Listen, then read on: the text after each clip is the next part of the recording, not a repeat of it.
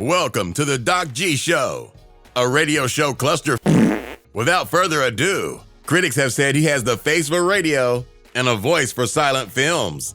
Your host, Ben Doc G Gordon. And we are on the air. Welcome to the Doc G Show. I'm your host, Doc G. With me, as always, the one, the only, Mikey Maximus Lafernicus. Say what? Charette. Doc G, what is up, sir? Woo! I'm doing pretty good. But Mike, give me the hard facts. How are you? I'm pretty good, man. You see this? I got the short haircut now. I'm feeling aerodynamic. A little bit more of the breeze. Yeah. It's nice. I like it. I will say it has been a couple of decades since I've had short hair. Well, not a decade. Maybe just one. Getting close to two. Anyways. That's a fact. I do remember, having that short sides and feeling the breeze. That is pretty cool. Yeah. I like that. But in my old age, I don't think I could take that chilliness. I wouldn't be able to handle it. It's nice in the shower. Oh, yeah. Really short, I gotcha. Feel all the shower. I gotcha. Yeah, that's nice. Well, Mike, the Olympics. What? Yeah. They finished. Yeah. Hey, remember when I said the U.S. would do really well? They did. Yeah. Yeah, they did. In some things. Great athletes, a lot of money. Shocker, they got all the medals.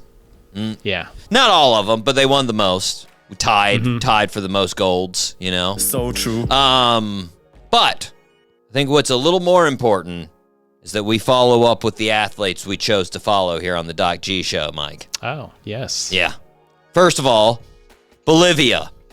Our girl Maria. She got 28th. Didn't medal. There's not a 28th medal, Mike. She did not. No, there isn't. No. But you know what? You're 28th in the world, Maria, in the 50-yard swim. That's pretty awesome. All right? I am not 28th in anything at all in life, in the world. That's a fact. I mean, that means you're better than 7 billion people at something. That's pretty dope. Good for you, Maria. Laos, our girl Ariana, 25th. No medal. No medal. Nah. Nope. Our bro, Zalimkhan from Albania. Closer, 8th. Didn't get a medal. South Sudan basketball, 9th. Didn't get a medal. Girl, come on. But remember, all of those countries, Mike, 0 medals before this Olympics. Albania, 1, 2 medals. They're on the board, Mike. They are on the board. So, very awesome. good. Well done for Albania. Yes. Yeah. 2 bronze medals. Wasn't our man Zalimkhan, but you know what? Albania will take it. They'll take it. Good. I'm glad we followed up. I like to tie up loose ends on the show, Mike. Yeah, of course. That was great. Now, moving on from the Olympics, something in the New York Times caught my eye. They published an article about a study from Bankrate that ranked all 50 states in regard to retirement. Ooh. Which states are the best for retirement? Mike, in this list, would you believe that West Virginia and Mississippi are number 2 and number 6? Wait, what? Best places to retire. To retire. Yes. To retire to. Yes. Or to work your whole life and then you retire out of that state. No. You go to that state, Mike. Okay. Okay. Wow. Yeah, I did not know that. Yeah. Mississippi. Yeah. Listeners, we love to make fun of West Virginia and Mississippi. Oh yeah. But I gotta say, how can you be last in every metric of living and then somehow still be a couple of the best places to retire? That doesn't make any sense. No, not at all. I feel like this is some kind of secret plot of other states to be like, oh man, got a lot of people getting old in our state. What are we gonna do? Let's just tell them to move to Mississippi and West Virginia. We'll get them out of here. They'll have to deal with it over there. Like, I don't know. Seems a little bit BS, Mike. Yeah. And then on there, Mike, what do you think Florida is? I mean, when you say retire too, it's got to be like top 3, right? Yeah, it's not that high. It's number 8 on the list. Number 8. Wow. It's number 8 on the list. But again, like, I get it, Mike. I know Florida is associated with retirement. The Golden Girls were supposed to be in Florida. I understand. The Villages are in Florida. I understand. Yeah. But at the same time, you know how many Florida stories I see about Florida man and guns and meth and everything else that's bad in the world for the past, 5 years, and suddenly it's an awesome place to retire? That doesn't make any sense. Nope. You know? And let me tell you, listeners, we don't need any more old people in Florida.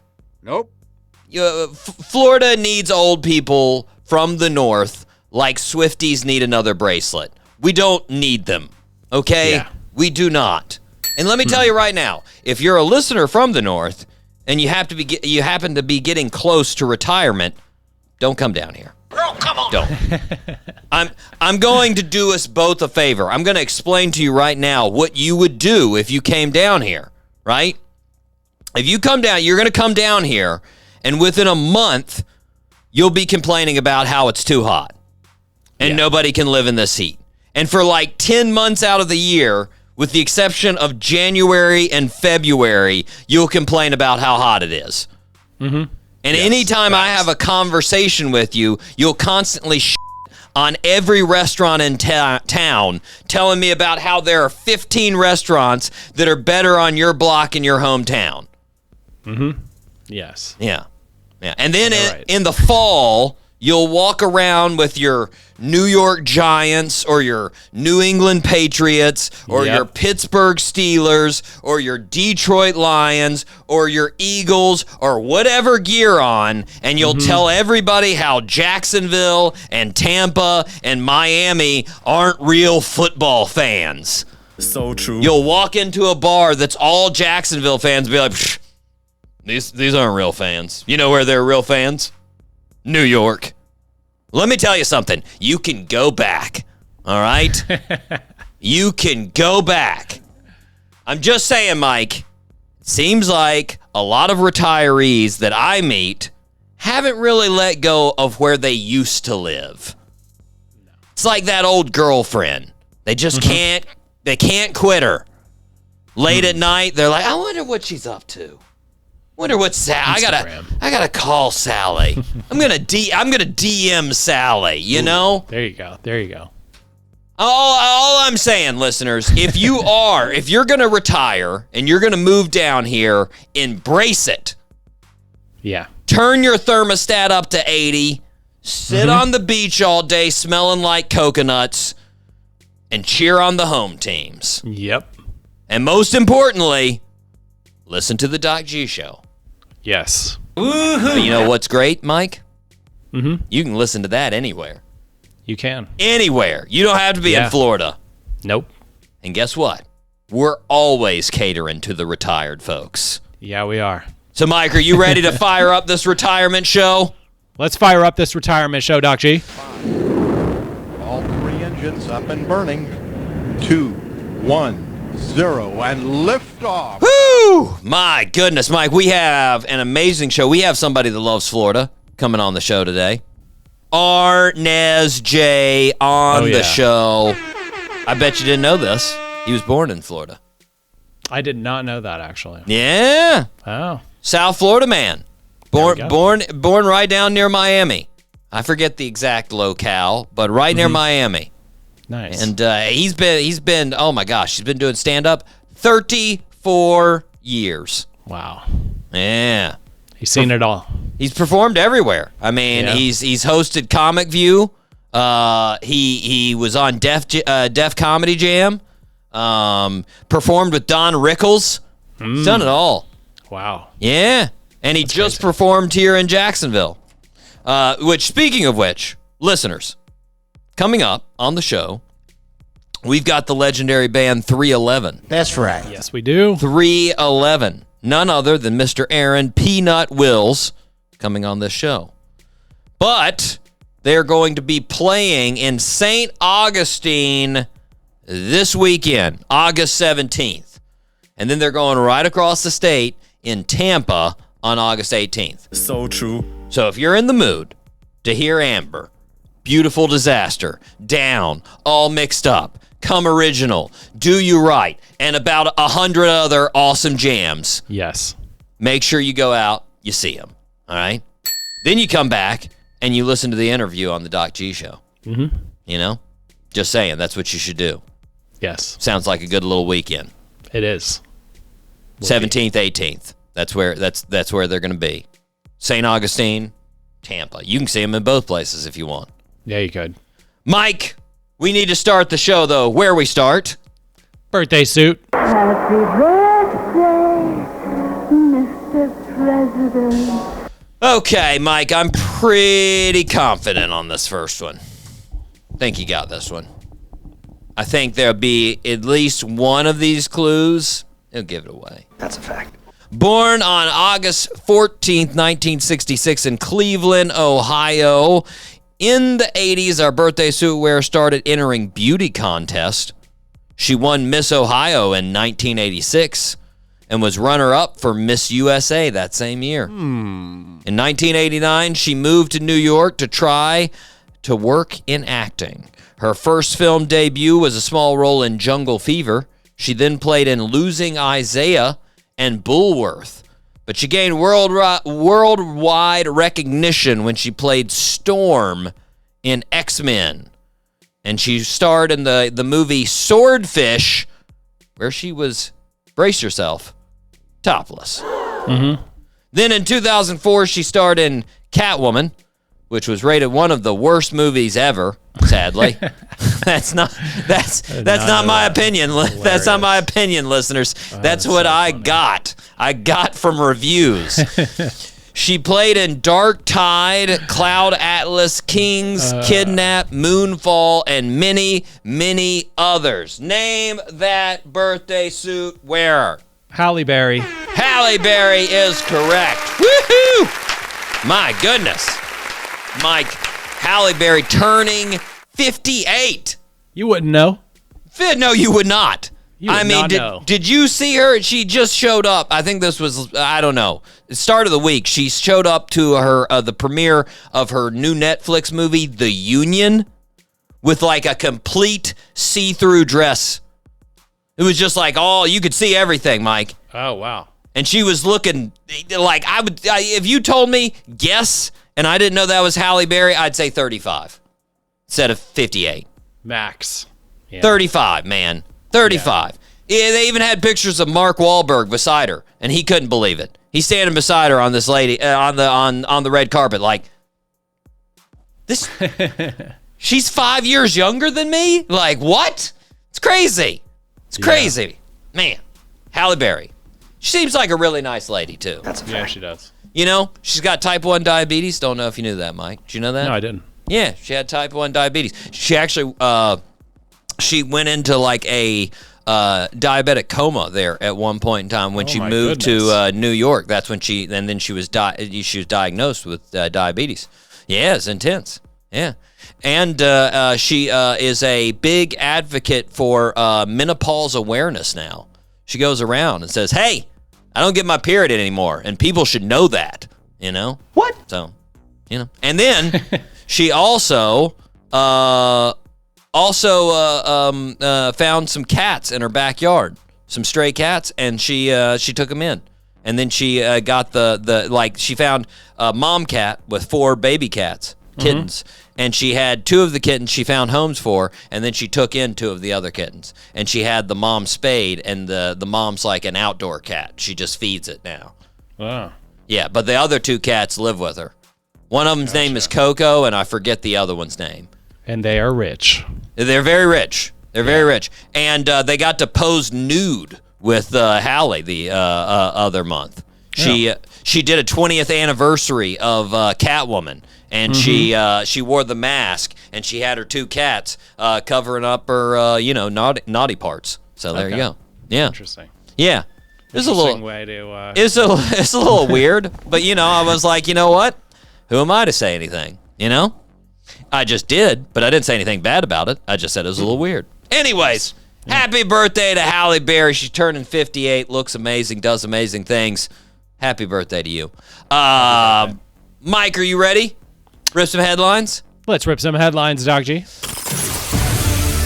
It's now time for Rip from the Headlines. Okay. Mike, this was pretty wild. Janet Jackson. You know Janet. Oh, yeah. She was on the BBC Radio 2 breakfast show. The BBC. In England, yes. Where the host said, someone told me this earlier, are you related to Stevie Wonder? And Janet said, he's our cousin. Oh. Not a lot of people know that. No. Yeah. And so is Tracy Chapman. Oh, wow. No way. And so is Samuel Jackson. Samuel Jackson? No way. Get out of here, man. All three. All What? three. Talk about crazy family ties, Mike. And get this. Get this, Mike. This one blew me away. I heard her brother is Michael Jackson. What? Can you That's believe not- it? Yeah. Yeah, no. It's That's true. Michael Jackson. It's Okay. true. Wow. It is true. Neat. I was thinking though, they got a huge family. You know? How much does it suck to be Randy Jackson? Your brother is Michael Jackson. Your sister is Janet Jackson. Your cousin is apparently Stevie Wonder. And everybody still thinks you're the dude off of American Idol. And you're like, no, that's not me. I'm not even that cool. Randy Jackson. Like, that's got to be a downer. Yeah. Like, that's just, nobody thinks of Randy, But that's crazy. That at you could think of a family get together and Stevie Wonder and Michael Jackson would just be sitting there like, so anyways, what's up? And then Samuel L. Jackson walks in from his 17,000 movie and is like, hey, what's going on? We're here. Like, it's You wild. mean your aunt? It's wild, man. Wild. What a that's crazy wild. That's family. crazy. Mike, I've Tracy got Chapman, though. I'm sorry. It just blows my mind that Tracy Chapman is related to Michael Jackson. I mean, her songs are all about like being broke. This guy's a freaking millionaire. Her songs aren't happy at all. God. His songs are jazzy. Come on. Doesn't You got a match. fast car. Why don't you call Michael Jackson? He'll come help you out. He's your cousin. Get a fast car very quickly. That was when Mike was in the studio with her after she wrote the song. Wait a second, isn't your cousin Michael Jackson? Get happy. What's your problem? Come on. Mike, I've got super important news here. This is from the Telegraph. Here's the headline. Quote, Daniel Craig is growing his hair long. Here's how older men can do it. End quote. Mike, I'm going to assume you accomplish this by not cutting your hair. Yes. I'm going to say a better title would have been Daniel Craig is growing his hair long. Here's how older men can avoid looking like bags with longer hair. Just a thought. Like, I think that's what they were trying to get with that title. Because it's not too hard to grow your hair out. I've done it. I don't know if I've successfully not looked like a bag, but I've done it for a very long time. So, although I don't know what their cutoff is for older men. Yeah, what does that mean? Yeah. I'm gonna need an age range on that. Regardless, it's not even that long, Mike.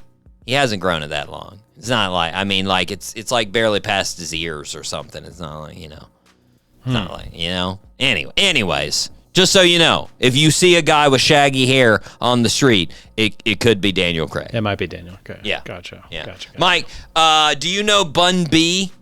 No. Bun B. He is one half of the famous rap group UGK.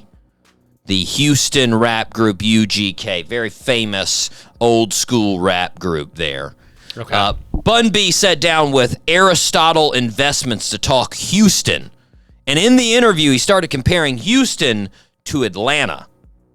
And I got to say, he got blasphemous when he said, I'll say this about Atlanta. Y'all just missing the food. Like y'all got restaurants with ambiance and experience, but ain't nobody mama cooking in y'all. I don't feel like I don't feel like that in Atlanta. End quote. And I gotta say, Mike, you're telling me there's no mamas cooking at Pascal's, at Busy Bees, at Mary Mac's Tea Room, at the Beautiful Restaurant, at Soulbox, at K&K's, at Walter's, at RC's, at Old Lady Gang's Restaurant? That's a fact. Get out of here, Bun B. That is ridiculous. I'm offended. I don't care what Houston has going on. I know Atlanta has some good food. Oh, yeah, they do. It's ridiculous, Mike. I heard that, and I was like, the audacity, Bun B.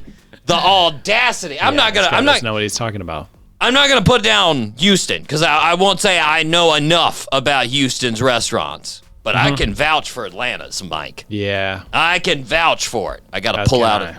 I gotta pull out another pen because I threw mine across the room. I was so infuriated by that, Mike. He does have, by the way, he has his own restaurant, Mike. Trill Burgers is the name. Burgers. Okay. Trill Burgers. And I will say, they look really good. Yeah. But I mean, come on. I got a headline that was a head scratcher for me, Mike. This one. Ooh.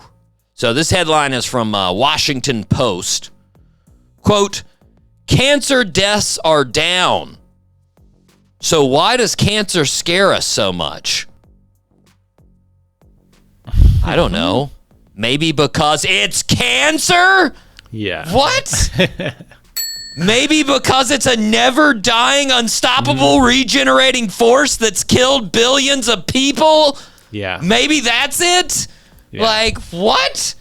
Yeah. Just that's weird. just because deaths are down, that doesn't mean the treatment for cancer is a picnic. The options are chemotherapy and radiation, which sound like the titles of nightmares. They are Oh, the titles don't- of nightmares. Want to be involved? Just imagine, Mike.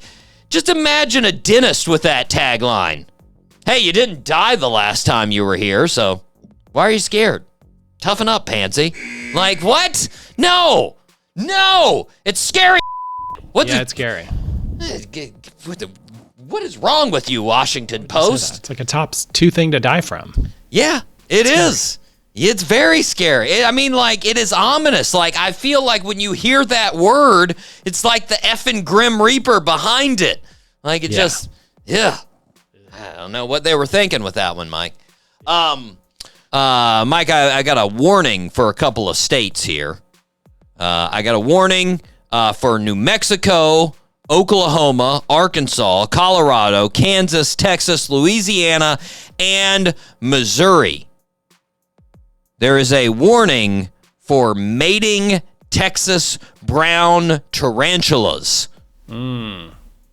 They're just running around there having sex, Mike. Uh-oh. Come on. Yeah. Bunch of tarantulas just coating the floor. Coincidentally, Mike, those are also 8 states I will not be visiting for however long there's a carpet of spiders. I will not be going there. Nope. I'm going to be honest. If you gave me a test and asked me if there were tarantulas in Missouri, definitely would have failed that test, Mike. Yeah, no, I didn't think that's where they would be. Yeah. No. It's like very wet. No. and- I knew it was the show me Missouri. state. I didn't know it was show me tarantulas. No, thank you. No, I do no. not want to be a part.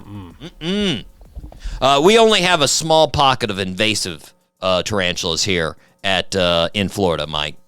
Maybe Really? that's what raised our retiree status. No tarantulas. Boop. Took us up a notch, you know? Sweet. Anyways, I looked at a Texas brown tarantula. Don't want any part.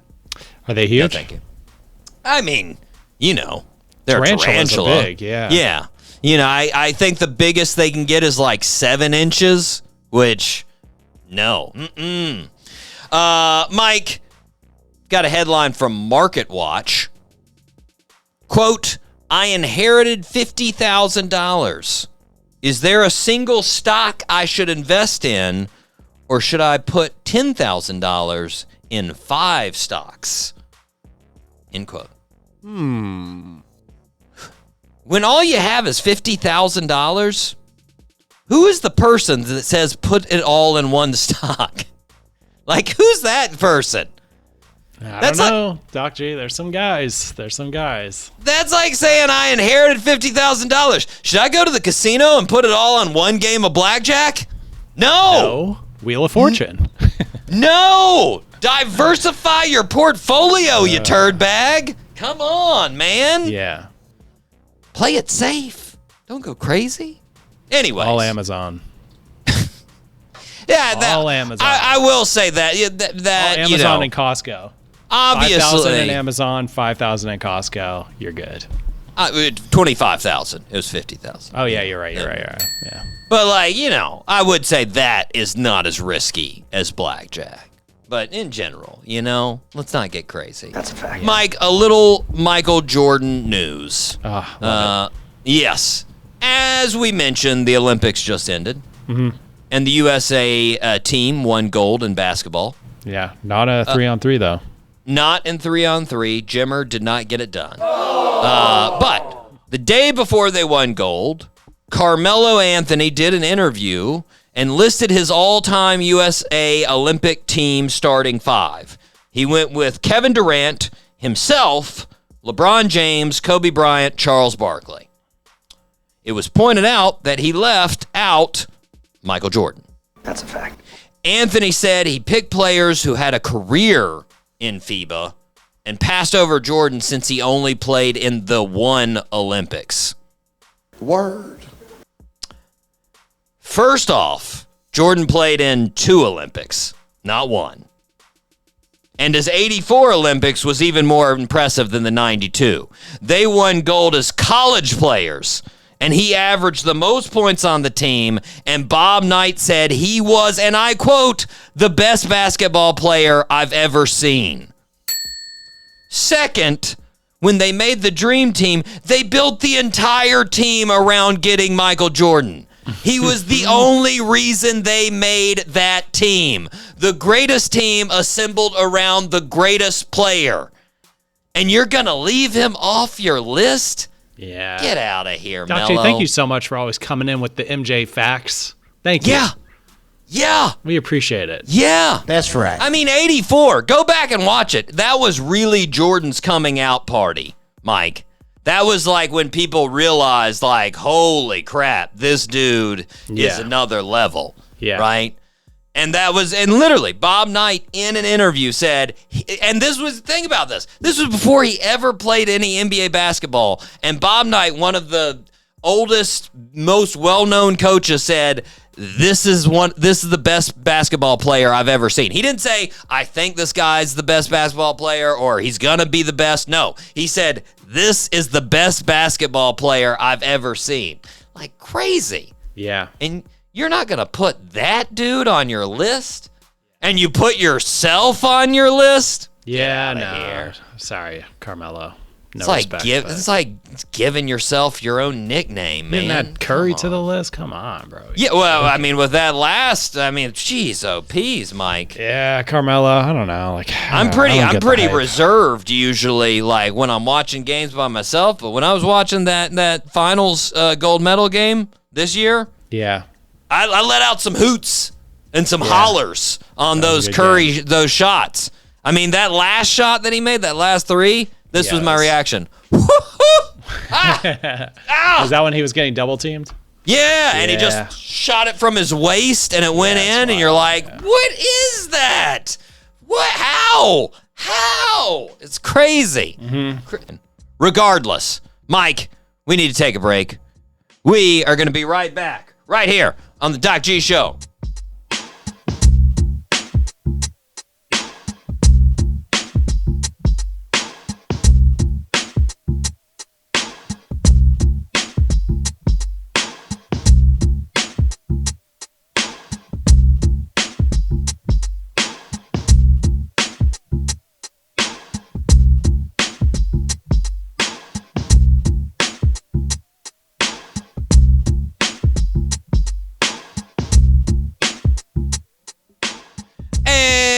are back here on the Doc G Show. Spinnaker Radio, WSKRLP 95.5 FM in Jacksonville, Florida. Mike, what do the listeners need to do? Well, Doc G, if the listeners feel like this show is a positive way to waste their time, then they should support the show by subscribing to it. Yes. On all the various platforms, Apple Podcasts, Spotify. We're on YouTube, killing the game, SoundCloud, wherever they get their show. Doc G Show. It's a cost-effective way to support the show. And if the listeners are feeling extra generous, please leave us a 5-star review. Mike, speaking of 5-star reviews, we got a couple. We added some 5-star reviews on Apple. So I would like to thank my mom for making those additional Apple accounts to show us love. That's really going the extra mile right there, Mom. I appreciate it. Thank you, Mom. Didn't really happen. I hope, well, it could have been my mom. Who knows? She could have been that nice. That seems like a lot of effort for my mom. I'm guessing it was one of our actual listeners out there. Thank you, actual listeners. Thank you, actual listeners, Mom. No, I was about to say, not to say that my mom isn't an actual listener, because she does. She was a little concerned about doo-doo hitting my face last week. She brought it up when we were talking this weekend. She was like, Ben, did that really happen to you, or were you making that up? I was like, no, it really happened to me. If I say it on the show, it's not hyperbole. Doo-doo hit my face, Mom. That happened. She was a little concerned. Jeez. And then my brother, I told him the same story, and he was like, nah, it wouldn't really concern me at all. I'm like, I don't know. I think doo-doo in your face should concern you a little bit more than that, Matt. That's a little bit concerning that you're not worried about it, you know? Yeah, it's not good. Anyways, I got sidetracked, Mike. We need to thank the 5-star listeners. We do. Let's see if I can get this in one breath. Here we go. Oh, wait. Huh? Before I do that, I forgot. I got to rearrange this. Florida, Jacksonville is now at the end of the list. We had to switch this around. Okay. Here we go. Shout out to Columbia, South Carolina, Jacksonville. I knew I couldn't do it. Jacksonville was already on my brain, man. I couldn't do it. Okay, let me try it again. Here we go. All right. Shout out to Columbia, South Carolina, Radford, Virginia, Gainesville, Florida, Frankfurt, Germany, Anoka, Minnesota, Ashburn, Virginia, Piracai, Brazil, San Diego, California, Dublin, Ireland, Portland, Oregon, Judah, Italy, Richardson, Texas, Barcelona, Spain, Winfield, West Virginia, Biloxi, Mississippi, Tulsa, Oklahoma, Peoria, Illinois, Katy, Texas, Toms River, New Jersey, Olive Branch, Mississippi, Asheville, North Carolina, Los Angeles, California, Spartanburg, South Carolina, Athens, Georgia, Baton Rouge, Louisiana, Chicago, Illinois, Boynton, Virginia, Fort Lauderdale, Florida, Columbus, Ohio, and Jacksonville, Florida. There we go. Thank you. Thank you, Ireland and Baton Rouge. We appreciate you. I just switched one. I switched one city around, and I can't say any of them, Mike. How does that work? I'm so used to saying it in that order that all of a sudden I start with Columbia, South Carolina, and become a effing moron. Anyways, shout out to all of our regular listeners. We appreciate it. Mike, we had some really good 4-star lists. Apparently, UB40, man, they were getting the listens. My goodness, they were getting it. Redondo Beach, California. Woo! They were getting it this week. So shout out to them. Keep it coming, guys. Fremont, California. Fremont, 3 more weeks. You're going to be in the regulars. Just keep that in mind. 3 more weeks. Fremont, up there in the old Oakland area. Cambridge, Canada, Mike. Cambridge. I looked that up. That's not a Toronto suburb, but they're not too far away from Toronto. They're in Ontario. They're pretty close. They're also very close to Detroit. So shout out. Cambridge. Shout out to Reading. Reading, England. Shout out to Reading, England.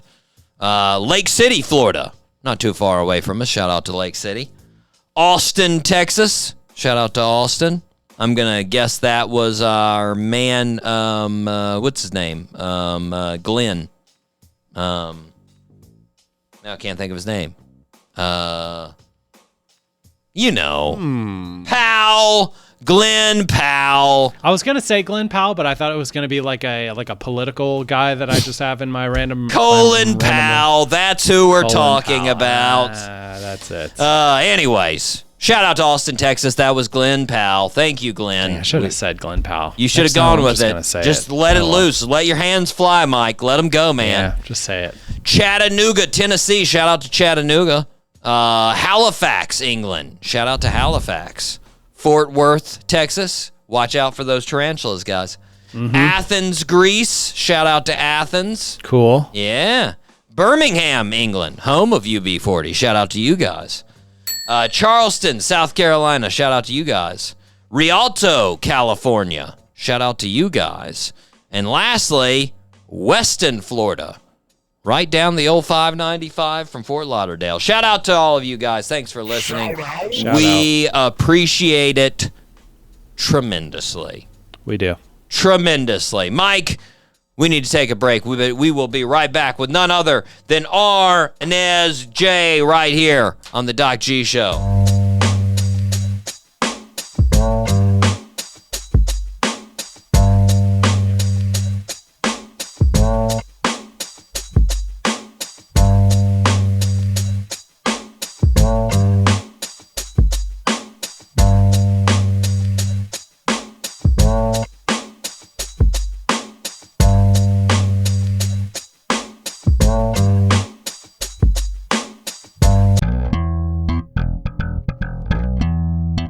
The Doc G Show. Because sometimes you need something playing in the background. Every Wednesday at 7 p.m. on 99.5 FM, Spinnaker. This is 95.5 Spinnaker Radio. WSKR-LP-FM, UNF Jacksonville.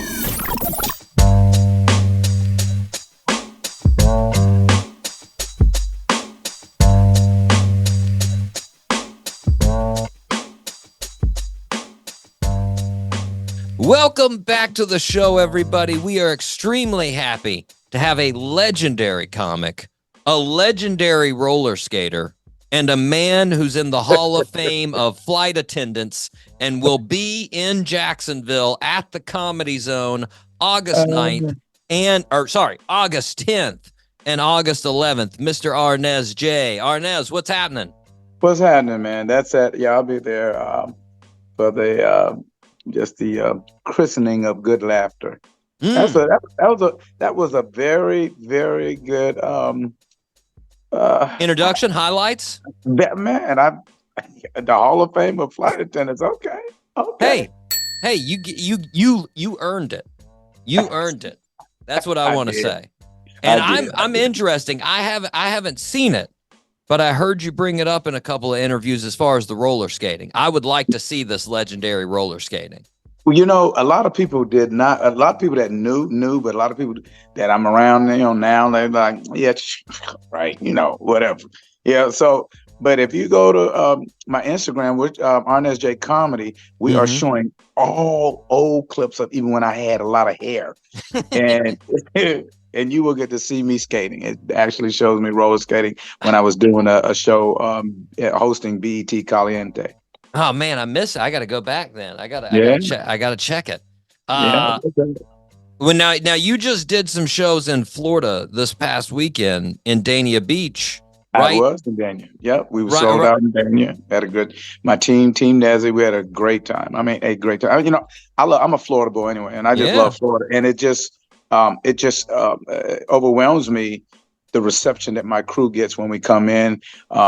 It's amazing, because a lot of people in their hometowns don't, sometimes they just don't do as well. But for some odd reason, when I come to Florida, we always sell out. We just finished shooting my special that was done in Houston, Texas, and we set a record in Arlington, Texas. We sold out 9 sold-out shows. So it's been running crazy. God has been really good to us.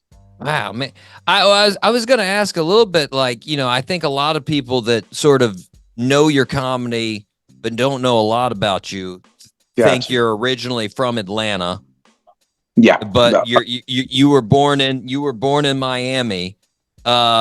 But I guess the Miami folks know you're originally a Miami man. Well, actually, I was born in Fort Lickadale, as we call it. Okay.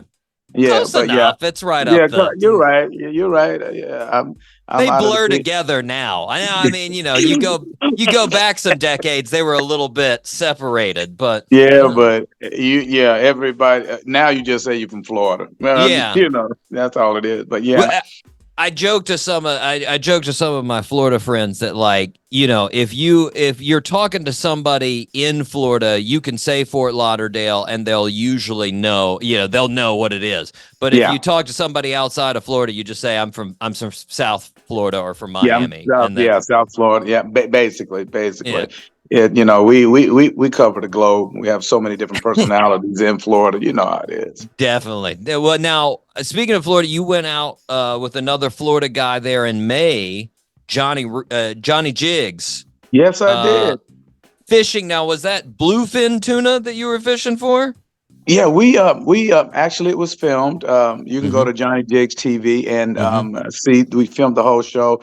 We left out of San Diego and went into international waters, and we were fishing for bluefin. And believe it or not, I mean, we used no bait. We jigged. I caught my first catch was 121-pound bluefin, and I caught 11. I caught 11 of those. Yeah. It almost seems like it get tiring at that point. Like, all right, this is enough. I got some big shoulder muscles right now. That fish does not play. Trust me on that. Yeah, don't be drunk or non-gymish. Now, I mean, it looks like you do a good amount of fishing all around, right? I do. I really do. I travel. I travel. I don't do a lot of freshwater fishing. I mainly stay in the ocean. But Gulf Shore, Alabama, anywhere there's Little River, South Carolina, Myrtle Beach area, and anywhere there's an ocean, I'll go. I got to be honest. I'll tell you, the deep sea makes me throw up. Makes me that's a problem. I get seasick, man, really bad. Doc, I'm glad you brought that up. There's a product called, and I'm not trying to. I guess I'm giving them a plug. I guess I'm gonna plug. It's called Bonai, Bonnie. Bonai. What it does, it doesn't make you drowsy. You want to do it maybe the night before you go. Take one pill, and maybe 2 hours before you get on the boat. And for the most part, 90% of the time, it's gonna, because even I used to get seasick a lot. I mean, I would throw up, but I guess I'm chumming the water, but feeling nauseous. I go right back and fish. But Bonai really works. It's not like Dramamine. Dramamine a lot of times will keep you tired all the way through the day. When you come off, you still, it just. I couldn't. I'm just glad whoever invented Bonai did a great job on that one. It's a great product. I need to look into it because I did some Dramamine in my day, and that's something else. I love telling the fools. I went out fishing with my dad and his friend, and he gave me a double dose of Dramamine before we left, and I literally I barely made it on the boat, and then I got on the boat and I just just out. And all I remember from the whole day is at one point in time, my dad comes up and I just remember him waking me up and being like, "Hey, you're going to get sunburned if you're just sitting out there." And I was just like, and then just went back to just passed out. It was, I don't, Dramamine is not the way to go. So you got that experience too. Yeah, it ain't no good. When I took Dramamine, dude, I'm telling you how bad it was. I took the Dramamine. When I got off the boat, I thought I was still on the boat. I thought I was still on the boat, and I got into the wrong car. Somebody had their truck campered down with the door open. I got in it like it was mine. And of course, you look at them like they're crazy. You're like, what? That's the first word to come out your mouth. What? When? Dramamine. I don't do that anymore. No, but Bonai. If you ever go back out, man, and you should, don't stop. I should try it. I was about to say. Try it one time.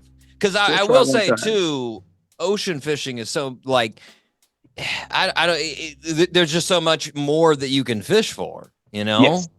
Yes. Yeah, and freshwater fish. I mean, it's fun, but then after a while, you're like, all right, I got it. I see what's in Yeah, here. I Like, mean, I don't shed any breakwater on guys that freshwater fish, for bass and everything like that. I Yeah. mean, shit, anyway, but so no, I have a good friend who hosts his own fishing show. It's called A Fish Story. Ronnie Green out of Tampa. Yeah. So shout out to them, Johnny Jig. Shout out to y'all, Ralph Yeah. with the American Patriot, who's a great fishing vessel. Man. I love to fish. It keeps my mind, keeps me ready to go into the next month. Because it just balance does something for me. It balances me out. I love to fish, and a lot of people don't understand. People say, "Well, what type of fish is this?" I've had grouper before, yeah, but you may have had grouper, but you have not had the grouper.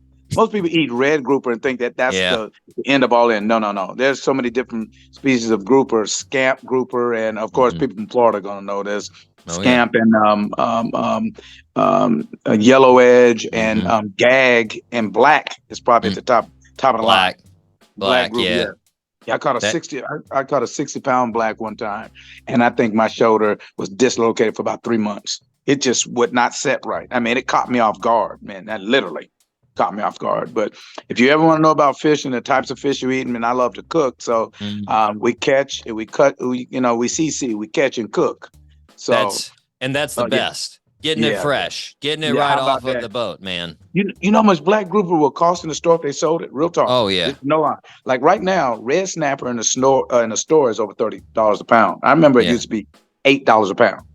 It's now over $30 a pound, $35 a pound. I catch red snapper. Yeah, I was about to say. It's good, but I don't $30. Heck no. My motto is though, when I fish, don't want to get cooked, don't get on the hook, and that's how I feel.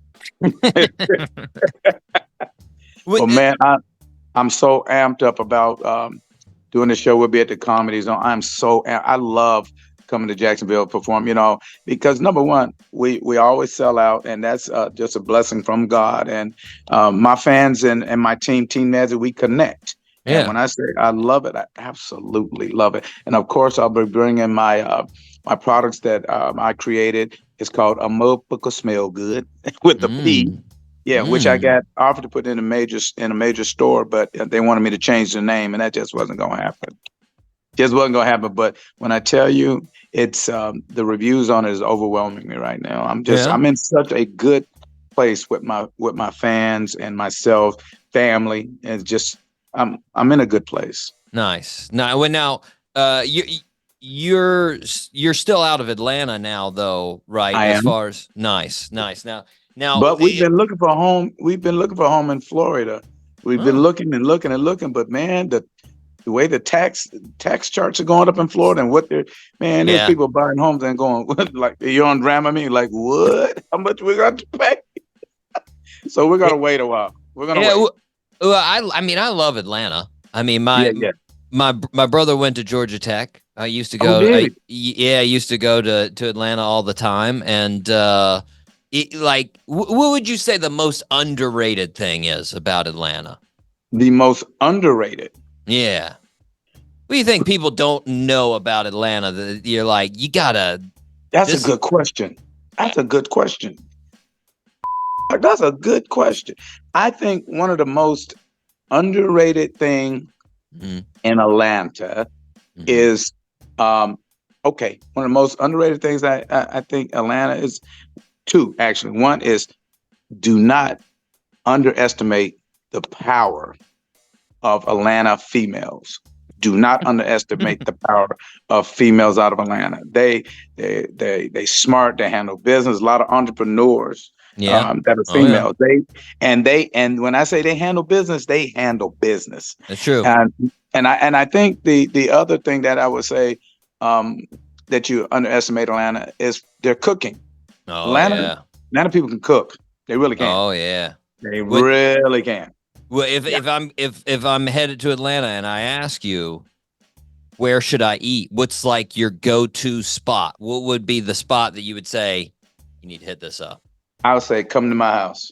Come Come to Now, my, I've definitely I've seen that on Instagram. I have seen some good looking food that you've been cooking before. oh yeah. You know, people that run away, you know, they're starting to catch on now. You know, the little toadfish that, you know, that they're catching on. They used to think that was like that puffer fish that you didn't eat.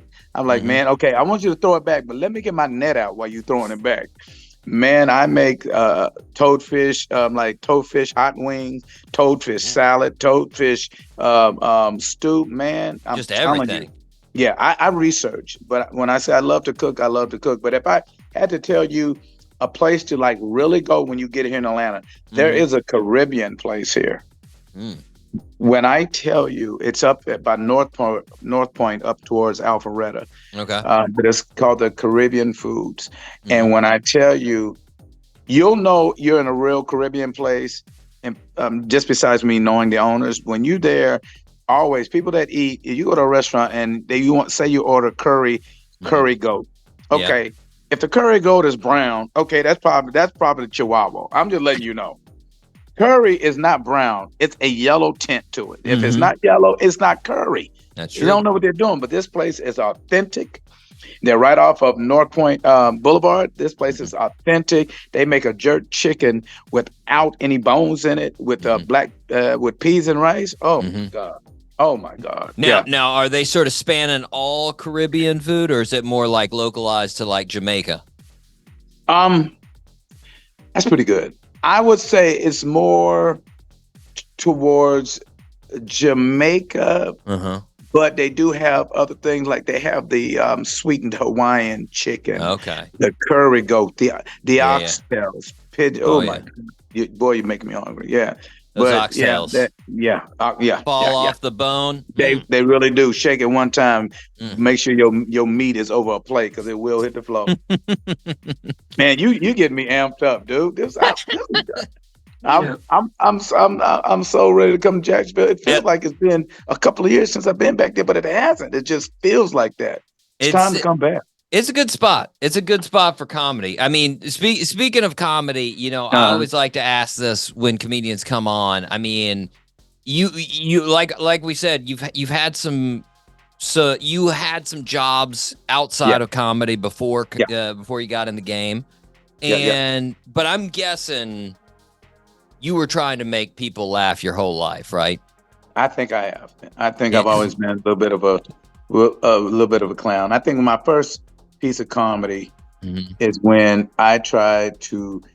My dad is an Army vet, 2-time Vietnam vet, and I think one of the things that I knew I was in comedy when I changed all my D's to B's. When I came home and he looked at me like, you ain't never had all B's in your life. That pretty much told it. Yeah. And you're pretty serious about it? Yeah. Look at that. Yeah. I felt that for about 2 weeks on my backside. Oh yeah. I changed all my D's to B's. I couldn't believe I did that.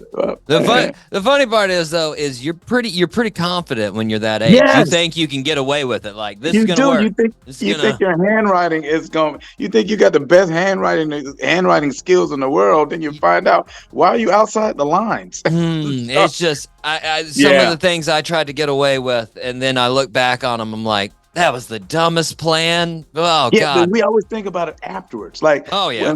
When I used to get, I don't know what the rest of the world called, but black people call it beaten.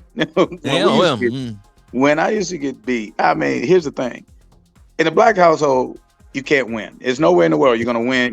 Damn if you do, damn if you don't. Oh, yeah. The first thing they ask you is, did you do it? And you say no, then they say, stop lying. Now, if you say, I did do it, then they ask you, are you going to do it again? And you say no, they say, you're lying. So either way it goes, I mean, my mom asked me one time, I said, what difference does it make? That just made it even worse. Let's get it over with. Let's just get it over. Do you, mama? Do you? Really? Extension cord? Is that necessary? Now you're just getting too creative. Come on. Yeah. Come on. Now, I heard you talk about your inspirations, and you got creative with your inspirations, as far as like, I don't think some people would necessarily put, like, I feel like people that don't know comedy history, because I've seen a bunch of interviews with you before, and you've said Carol Burnett. That's usually one of the first That's the people number out one. of your mind. That's the number one. Now, like people that are confused, that don't like that, they might not see it. I see it in your act. I can definitely see the influence of Carol Burnett. But like, tell us in your opinion, what made Carol Burnett so great? What made Carol Burnett great to me is number one, her kindness in her comedy. Mm-hmm. She never did any comedy that wanted to belittle anyone. Mm-hmm. It was always about making you laugh, even going over the edge a little bit. Her physical, people don't think Carol Burnett was physical. She was Super very physical. Yeah, oh yeah. Very physical. So I would say the number one thing on the Carol Burnett show, if you ever get a chance to watch it, is Tim Conway and oh Lord, who's his partner? Tim Conway, Harvey Korman. Yeah, yep. When they did the dentist scene, when Harvey Korman and Tim Conway did the dentist scene, and Tim Conway was getting stuck with all the Novocaine needles. Oh my God, Jesus! I like watching shows that not only use the mind but use the body. Mm-hmm. So my number one would have been Carol Burnett. I love Flip Wilson, the Flip Wilson show, because I'm into characters. I even love Jim Carrey. Yeah. And then later on, but I think everybody was hooked on it, was of course my boy, Dave Chappelle, who I know very well, and his show, and I know him, and his show would make me laugh. You see what I'm saying? That's a lot impressive. of people that Yeah. That no person, they ain't gonna make you laugh like that. You know all their tricks. You know like what they do. Yeah. You know what they do, but his show was off the swizzle to me. I mean, so yeah, so I'm into the physicalness of comedy, not only brainstorming and everything doesn't always have to be scripted to be real funny. Some of your best comedians are unscripted. Oh yeah, I think Flip. The impressive thing with Flip was his confidence. Thank you. Like whatever he did, it was sort of like, it reminds me a little bit. I mean, completely different styles, but that was always the thing I loved about Norm Macdonald. Norm was never worried about what he would say. Like he didn't. Never. He like, you could tell both of them. That's the thing. Is right when they're they know the joke, they know the punchline. And they're getting happy about it coming. Like, and you can see them sort of like light up, like, you guys are going to love this. This is going to be good. Yeah, when Flip did Geraldine, that is one of his main characters, when he did Geraldine, I did not see a man in a woman's attire, a woman's wig. I saw an actual female because he put himself into it. He became Geraldine, even though he would laugh. It's just the way he did. I mean, the bony knees, everything. He was just, you saw somebody's aunt. Yeah, It was like, so, and I think that's what I liked about the Carol Burnett show, because they weren't afraid. They might have been the first, even besides Red Skelton. A lot of people don't know who Red Skelton is, but even as a kid, I was studying him. Oh yeah. Red Skelton did probably the best mime hobo I've ever seen. His hobo was unbelievable, but Carol Burnett, they were able to laugh at each other. They were able to laugh in the middle of. And I think I probably took some of that, because as I enjoy myself, it allows my fans to enjoy with me. And this is why I think I've had such longevity in the comedy business. A lot of people say, well, why aren't you doing this? Why aren't you doing them? Dude, you're underrated. Why don't you do a lot of movies? I said, well, that's not what God has for me. He doesn't have for me to do a lot of movies. I've turned down some things and I'm not gotten some movie parts. I've done a couple of movies, but hey, if that's not for me to do, it's okay. I'm going to bring laughter another way. I'm 32 years into this. Well, that's a long time.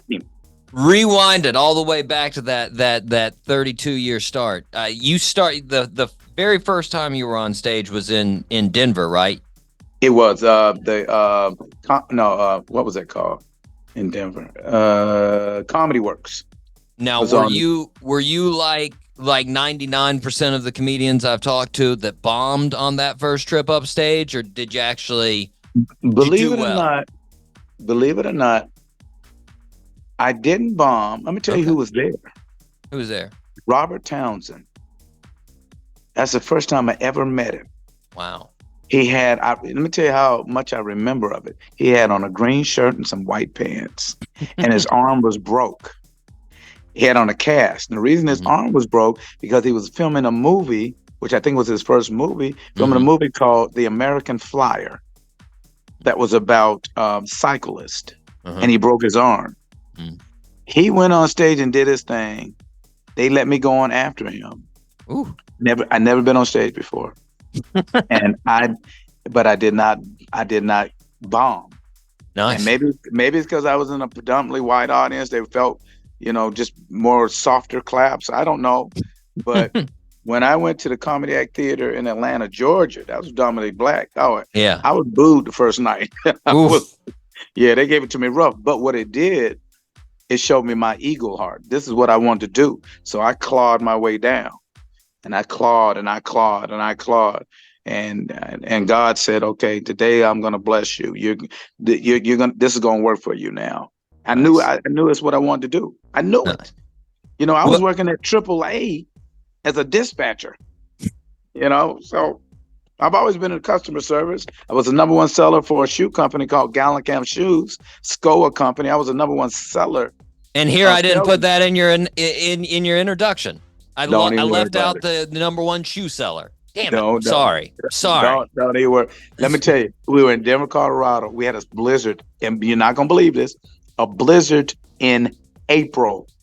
Oh, I believe it in Denver. A blizzard. It snowed 19 inches. I was at the mall working. By the time we closed up, it was on a Saturday, I had almost completely sold out of every winter shoe in that store. There's a boot called Fry Boots, and they had these hiking boots. They used to be called hiking boots. They wore a lot in Colorado. It's like New York wears Timberland. These are hiking boots everybody wore. I sold over $10,000 worth of hiking boots. Arnez is out there. You're gonna die if you don't take these boots. You have to get home. Where's your car? You won't find your car. Put these boots on. Man, I didn't care if they hurt your feet or not. Put them on. Well, so you were talking about that as far as like the different audiences. I mean, most of the time, I think your audience is a majority black. But do you ever get thrown now? I mean, now that you have, like you said, you've been in the game for 30 years. Is there a time that like you come out on stage and you're expecting a certain audience, and then all of a sudden you're like, whoa, this is a different demographic than I thought? I'm going to tell you the truth. I kind of grew up. I'm an Army brat. I kind of grew up on both sides of the track. Yeah.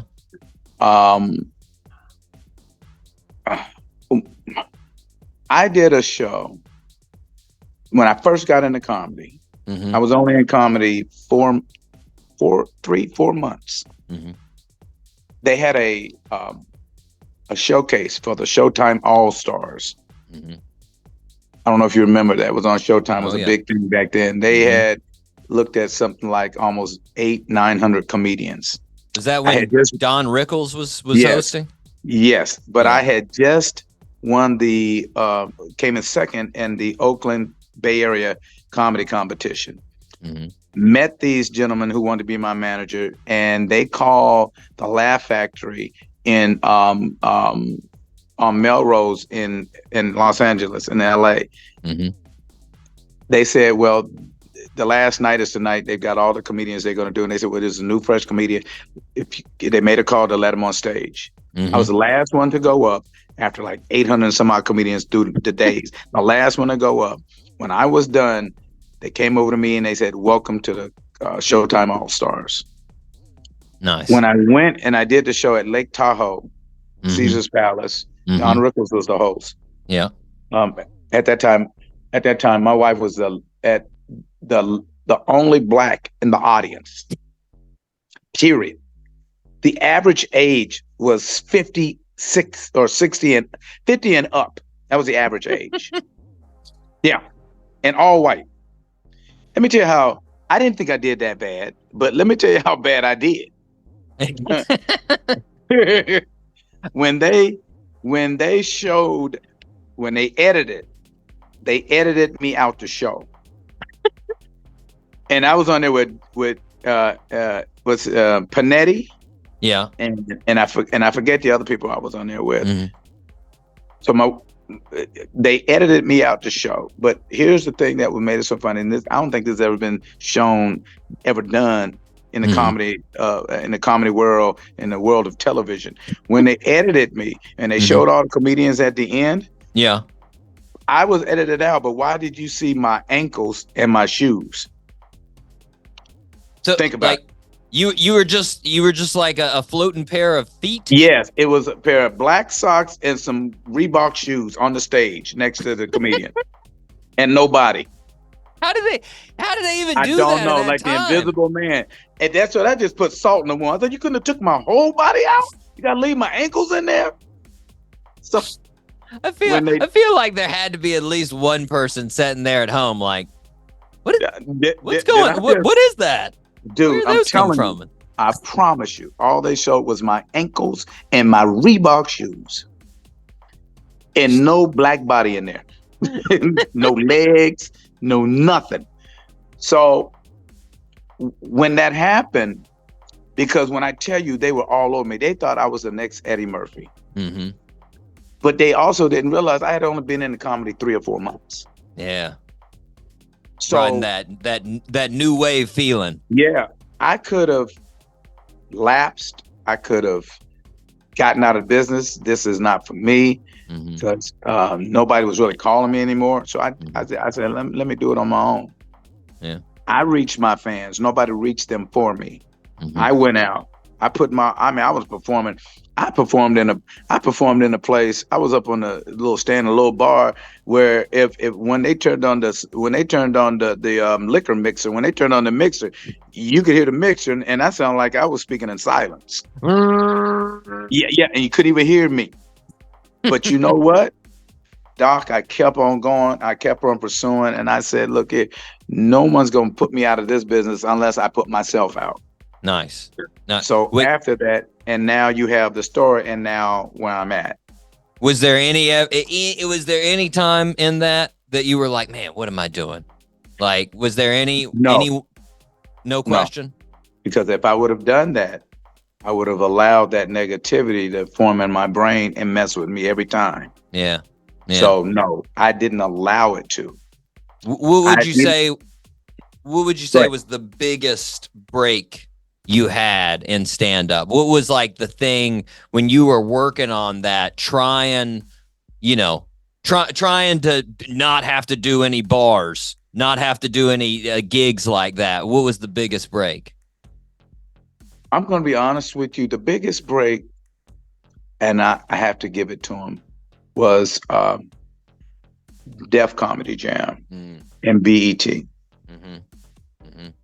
I presented a type of physicalness that they wasn't used to seeing. Yeah. When somebody talked about my comedy, if you wasn't doing a flip or something, you couldn't tell my story.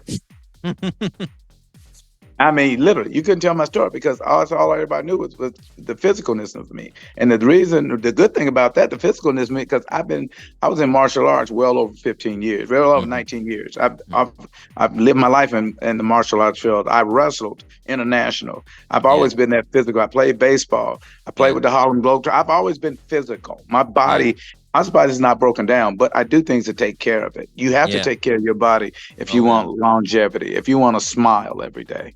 And I love to smile. You know how many times I've seen in your comments, especially like on the older clips, somebody will always bring up you jumping on the wall. Oh, the spider. Yes.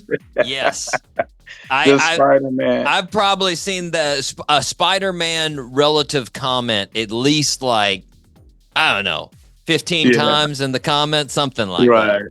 You know, a lot of times I do things and I don't know how I do it.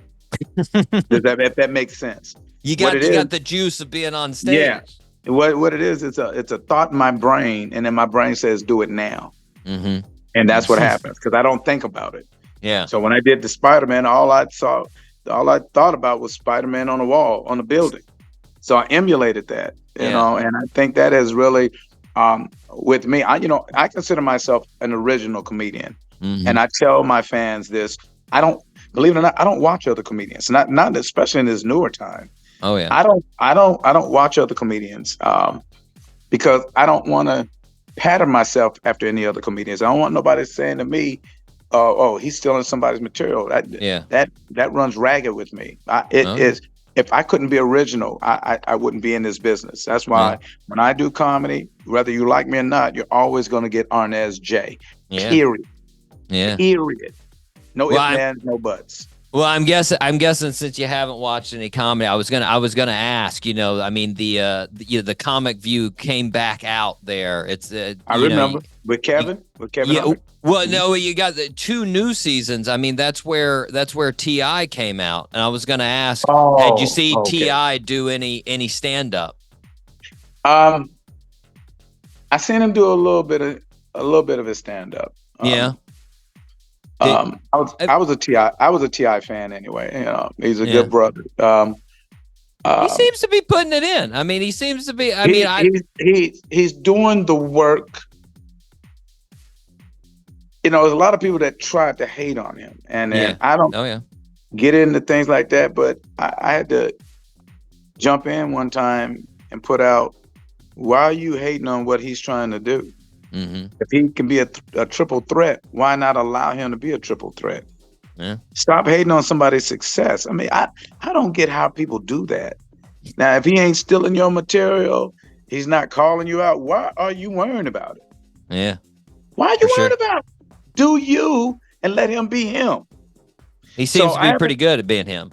Yeah, I think the more and more he does it, I mean, I think with his type of comedy, the funnier he'll get. Yeah. Yeah. He is definitely, he's not on that Arnez, that physical comedy side. He's much more of just much more of the storyteller. Much more. Yeah. He would be more of the Dave Chappelle type. And he's got, I mean, that's one of the great things about T.I. He's got that great voice too. He does have he has got a good voice for storytelling. He has a good voice, and he doesn't have to put a lot of emotion into it. But besides having a good voice, he ain't stupid. Yeah. That's for sure. He's actually an intelligent young man. We were talking about the social media, and you putting up some of the old posts there as far as old clips. You have new clips too in there, and I've had a good amount of comics on the show, and we've been talking, especially the ones that have started their career like in the last 15 years or so. Right. Mm-hmm. And they have such a high reliance on social media, and then they also have a high reliance on crowd work that they put on social media. And I've heard sort of 2 things. I've heard they use a lot of crowd work because they don't want to post their actual jokes. So they put crowd work on there instead. And then because most of the time, a lot of their crowd work gets a bigger response on social media. Would you say in your shows that crowd work plays a role? How much crowd work do you do? Crowd work, number one, in my show, don't play really a role at all. Because I'm telling you events. Yeah. I'm telling you actual stories, whether they're imaginary, they're coming out of my brain. Your fans like to be able to relate to what you're talking about and see it. Just like I tell you, I was the number 1 sales company for a shoe company. I consider myself being a salesman. What I want you to believe, I'm going to sell it to you. and I'm going to sell it with everything that I got. So you see it and you believe it and you actually think you're there. When they do the crowd work on social media, a lot of things can be funny and edited on social media. So what you might see on social media may be funny, but now what you got to do once you hit that stage, okay, let's see the work you put in on it. You might be a lot of social comedians that have a lot of numbers, and everything is about numbers. They may have a lot of numbers, but how many times can you go around to a comedy club or a theater? How many times can you go around? Okay, they seen you do this last week. Can you come back another week and do the same thing? You got to put the work in. 9 shows in a row in the Fort Worth area. 9 shows. That's a lot of shows. That's a lot of shows. I'm doing at least an hour and 20 minutes on each show. Well, I mean, speaking of that, I mean, you've got to have a ton of material. And you said, like you were talking about earlier, sort of the freestyle. How much of your, like, is it a revolving door for you when you're on stage? Do you throw in some old jokes? Do you just go with the flow? Do you have a concept going into it? What do you do? No, I go with the flow. I may go with stories or I'm an actor. I act mine out. I act it out so you can see visually what you're laughing at. Yeah. I let you see it. One reason, because I don't want you to be bored. Number 2 is I'm scared to bore you. So I put everything that I got to make whatever problems you have at home, at your job. My job is I'm your gesture for the night. I'm your clown. I don't mind being your clown. If it allows you to leave my show happy, if it allows you to leave with just funny thoughts on your mind and it's taking some anxiety out of you, my job is done. So is there a lot of going off of the crowd? Is that you play, like, when you hear something play, you're like, all right, we're leaning into that. We're going this way with it tonight. No, actually, Doc, when I perform, my audience are usually already receptive. They're already receptive to what I'm gonna say. Yeah. Now, something may happen at that moment. I may grab onto it. Like I was doing a show one time, and this girl was laughing so hard she leaned. And you know how they put the candles at the table? Well, her weed caught fire. Okay, well, now I'm getting ready. I'm getting ready to light into that. I'm getting ready to light into that. So not making fun of her, but making fun of the event situation. Yeah, the situation. But if I make fun of that person, now you're being mean. And with malice. I don't do comedy that way because I don't feel that you have to. Yeah. I just don't feel that you have to. You can make fun of the situation. It sounds cliche. It sounds like the goofy thing, but laughing with her, not at her. Yes. And if that person can laugh later on about what I talked about, my job was done right. Yeah. But if they still carry a bitterness about it and they're stuck in their feelings, then maybe I shouldn't have done that, or maybe that's on them. Maybe they went to the wrong show. Yeah. Now, what's the process on retiring? Like retiring material? Do you retire material, or do you just? I do. Okay. How do you determine that? There's nothing to say I don't bring it back from the dead. So there's always a chance that you may throw it back in the mix at some point in time. Yeah. Here, prime example, my audience, my fans will never let me go, will never allow me to let go Rodney. It will never allow me to let him go. Yeah, it will. When I say never, it will never allow me to let Rodney go. Yeah, I would go to guess that, because I was talking about the Spider-Man, but yeah, I would say I probably see more Rodney comments than anything. Yeah. So in doing that, I may try to leave Rodney and go soft with him, but then another year I might bring Rodney hard. I might bring a new thing about Rodney, or I may bring something that I haven't done in a long time people want to hear. Yeah. So I never completely close the door.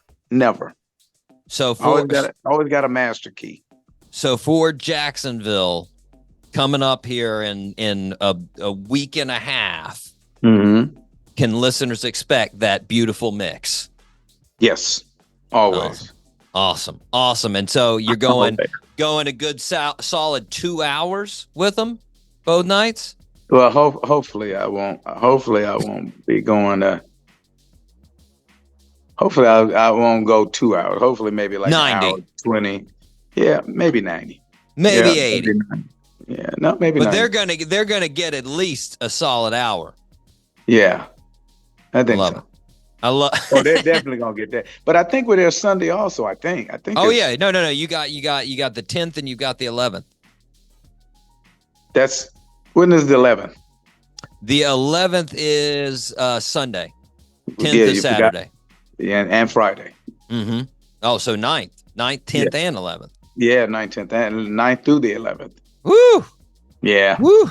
They Which asked one me if I wanted to do the 8th, and I was like, "Yeah, we all right because I'm going fishing. I'll be in Tampa fishing. Yeah, I'll be getting some food. Tampa? Tampa. I'm gonna go up there with family members and with Ronnie Green, and we're gonna be doing some fishing. Up Any there. particular you going for, or is it open Probably season gonna on be- everything? Well, we'll fish for whatever mouth accidentally opens up, but yeah. That's a warning to everybody else on the boat. Yeah. Keep the mouth closed. Yeah, you keep your mouth closed. Well, we are excited here in Jacksonville for the shows. It's gonna be fun. And listeners, you can check him out. That is the 9th, the 10th, the 11th at the Comedy Zone right here in Jacksonville. Arnez, I want to thank you for coming on the show today. Appreciate you having me. I really do. It's been a great interview. Appreciate you. For sure. Listeners, make sure you get out there to the Comedy Zone. We will be right back here on the Doc G Show. Yes, sir.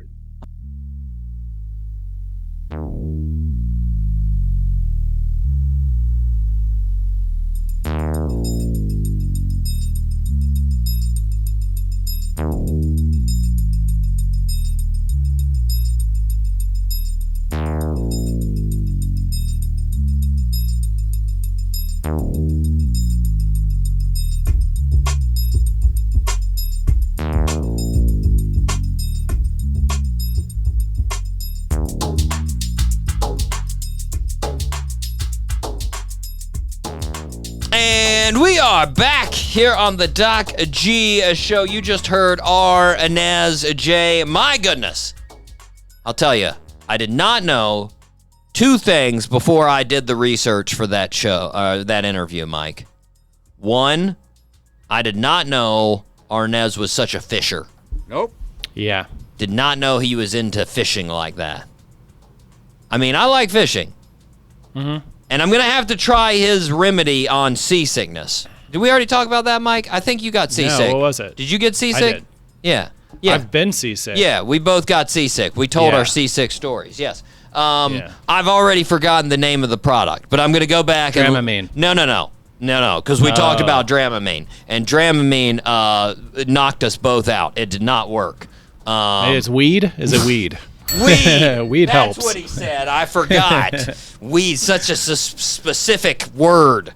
No, there was another medication, Mike, and now I can't remember it, but I'm going to try it. I'm going to try what he recommended. Two, Mike, the other thing I didn't know, he digs back in his inspirations for comedy. If you would have asked me who I thought his comedic sort of heroes were, I would not have guessed Tim Conway and Carol Burnett were going to be Carol on Burnett, that. yeah, that was such a throwback. But I was not expecting that. You know what? When he said Carol Burnett, it did make sense, because when you look at a lot of his physical comedy on stage, and like he said about Carol Burnett, his comedy never really makes fun of somebody straight up. It's always about funny situations and whatnot. And there's a ton of physical comedy. He's jumping off the walls. He's spinning around. He's falling down on the ground. So I can see it. I can see it, you know? But I was surprised. In one interview, he was talking to somebody else, and he said, a lot of people put Richard Pryor up there. I think Richard Pryor was up there, but he's not my go-to. And I was like, wow. Because, Richard Pryor is most people's go-to. Yeah, everybody says it. When you talk about 70s comedy, to me, that is Richard Pryor, because nobody else had really mastered. It's like Dave Chappelle always talks about. You look at the evolution chart of comedians. Everybody before Richard Pryor were all the guys hunched over. Richard Pryor was the guy standing up with the spear in his hand. Like, he was already evolved. Like, he was fully evolved as far as comedy. Like, and that's the thing, is comedy still stands up 50 years later. It's insane, Yeah, but it's awesome. Carol Burnett's pretty hilarious too. Yeah, she is. Love her clips. Regardless, thanks to Arnez for coming on the show. We really appreciate it. Thank you, Arnez. Yeah. We appreciate you. Yeah. And listeners, you already missed him being in Jacksonville, but next time he comes around, endless tours. Oh yeah, he's out there. He's out there making laughs and making money. Works really hard. Yeah. Well, Mike, we need to move on. We need to move on to the fastest growing segment in the world. Mike C. Top 3. Now, Mike, I felt like I did a disservice to the listeners last week because I sort of, I have my top space facts. Not real. I don't know. I would say I have them because I just went in there and I just found some as fast as possible. But I researched them this time, Mike. I went into space facts, and I gotta say, after looking up these space facts for the last couple of days, it's amazing to me that anyone who regularly researches this topic can come out being normal. Like, if you're just researching insanity all day, like all you're doing is researching where gravity doesn't act like gravity, where time isn't time, where subatomic particles are flying around constantly and maybe interacting or maybe not interacting with other things. Like, you expect that person to just come back and talk with their neighbor about American Idol? Like, no. It, like, doing all of this research, Mike, it made so much more sense to me that Einstein married his cousin. Like, I was just like, eventually you get to the point that it's like, well, whatever. It's normal. She's my cousin. Let's go out. Who cares? Like, we're all the same anyways. Yeah, it doesn't matter. Like, it just is wild. Anyways, I've got some honorable mentions. Do you have any honorable mentions? I got one. Okay. I'm gonna do the honorable because it's space. There's so many things we can do. The honorable mentions for sure. First honorable mention. Remember when we had that solar eclipse a couple months back, Mike? Yeah. Here's how different the reaction was back in the day compared to now. Back in the day, in the year 840, the Emperor Louis of Bavaria died from a heart attack because of how terrified he was of the solar eclipse. Oh, wow. He saw it happen. It was like, what the died. Yeah. Crazy. We've learned a little bit on that one. Yeah. Learned. Now this one's pretty wild, Mike. UI Scuti. SCUTI. It's the biggest known star ever discovered by humans. It's positioned near the center of the Milky Way, so it's in our galaxy. And in the grand scheme of the universe, it's actually not that far away from us. It's only 9,500 light years away from us. Right. But it has a radius 1,700 times the radius of the sun. Jeez. Meaning you could fit roughly 5 billion suns into this star. Wow. That's how big the star is. Insane. Yeah, it's pretty big. It's huge. Here's another honorable mention. Aristocrus, I think is his name. Aristocrus of Samos. I probably screwed up both of those. But Aristocrus of Samos was a researcher who lived about 2,300 years ago.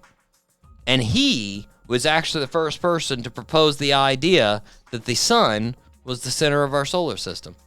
And really, he thought the whole universe. So he was off on that. But he thought heliocentric. The sun is in the middle, right?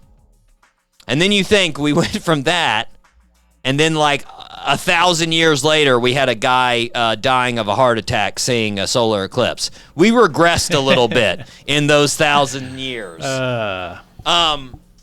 This is wild to think about. This is just a cool honorable mention here. Everything we see in the sky, aside from the planets of our solar system, is like at a minimum millions of years ago, Mike. Because it's all light years away. Yeah, it's light years away. That's so wild to think about. What we're seeing up there already happened 1 million years ago. Yeah. What? Yeah, it's crazy. That's So if we get any like radio signals from another planet from really So- far away, so it's long. millions Yeah. of years old. Yeah. And this is pretty wild. If you put your finger over a star in the sky, you are preventing photons from that star that have traveled to Earth undisturbed for millions of years from entering your eye. That's wild. Why would you be so selfish? I know. Just let them go in there. Let them hit you, guys. Don't block any light coming into your eyes. It's millions of years old, except for the sunlight. I mean, don't get me wrong. That is so awesome. And it sounds such a stoner comment, you know? You're just sitting out there with your stoner friends looking up like, millions of years, I'm blocking it, bro. Yeah. It's not coming in anymore. But it's crazy when you actually think about it, man. It's nuts. Yeah, it is. Do you have any honorable mentions? What was that honorable I got mention? one, but I think like literally anybody who spends any time on Reddit probably knows this, or probably any who's ever taken any space class. But all of the planets in the solar system can fit in between the Earth and the Moon. I saw that fact too. Yeah, I saw that. And think you everybody still knows got that, like but it's fun 2,000 to share. miles to go. Yeah, You can fit- it's It's like a few thousand miles to spare. That's Yeah. pretty wild. You know, I always think the moon is closer than that. You know? I think the moon, like, when I think of the moon, I think of it being like, you know, a couple 100 miles away or something like that. Yeah, like it's really but it's not. No. It's very far away. It's pretty far. Pretty Is it just far. is it like the magnetism or not magnetism? It's like the sphere effects, of the Earth. Yeah, so it's like, the effects it's not magnetized. What am I trying to think? Magnified. yes, magnified by our ozone Atmosphere, yeah. Interesting. Yeah, okay. So here come my facts. And by the way, I like how you said people that had taken a space class. I want to take space class. Yeah. Don't take it at 7 a.m. though. Bad idea. I just want to take random. All it is just space facts like this. Yeah. That's all they do. There's no actual direction. Every day, just come in and tell new space facts. Here we go. Here's some more. Space class. My number three. And this is sort of like your honorable mention, Mike. I feel like most people probably have gotten around to this at some point in time, but it's mind-boggling when you think about this. 95% of our universe is invisible. Wow. 5% is planets, stars, and asteroids. And then 95% is dark matter and dark energy. And we don't know. We don't have know. no idea. We have no idea. We don't know what is. it does. It changes all Newtonian physics around. Things don't operate. There's anti-gravity effects. It's just weird. And we've got no explanation. No idea. 95%.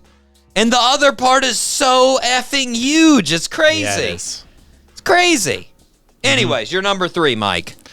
It's also a percentage, 90%. So 99.84% of the solar system's mass is the sun. Yeah. Yeah, I saw that fact too. Saw that one. Yeah. That's pretty wild when it makes sense when you think about it, because you got gas planets, your biggest planets, They're Saturn. huge. Yeah, Saturn and Jupiter, but they're all gas. That's the thing. Also the asteroid belt. That's huge. But then when you think of the sun, it's really huge. Yeah, it is. And then the core is a bunch of actual iron. It gets to iron at the middle of it. So Yeah, that makes sense. Makes sense. It makes sense, but it is. It's wild to think when you're thinking of all these planets out there. And then they're less. Yeah. They're less than 1%, way less than 1%.